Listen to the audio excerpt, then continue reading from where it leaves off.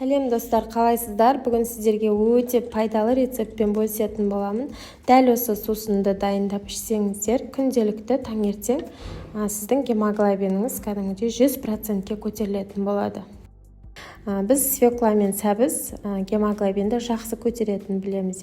Оны именно С витамині, яғни апельсинмен қосып тұтынатын болсақ, ол кезде өте күшті әсер ететін болады және тез гемоглобиніміз көтерілетін болады. Олай болса, сусын дайындап сіздерге көрсететін боламын. Осылай жақсылап турап аламыз.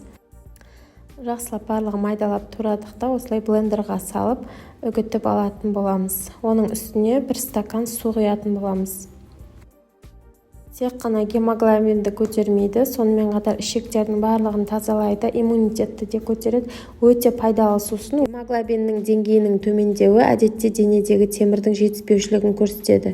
Яғни соның салдарынан анемияның барлық түрлері және басқа да патологиялар дамуы мүмкін. Сол себептен де біз гемоглобинімізді көтеріп бір нормада сақтауымыз қажет. Әрі қарай осылай блендермен жақсылап айналдырып аламыз да, осындай бізде сусын пайда болды. Үстіне су құйдық. Енді өздеріңіздің қалауларыңызша осылай қою қылып ішем десеңіздер де болады, немесе үстіне тағы да аздап су құйып жүруге болады. Фильтрдан немесе қайнаған жылы суды құюға болады. Достар, дәмі өте керемет болып шығады. Бұны үлкен кісілерге де, кішкентай балдарға да қолдануға болады. Және үстіне қант қосып жүрсеңіз де өте дәмді, керемет болып шығады. Жасалу жолы өте оңай.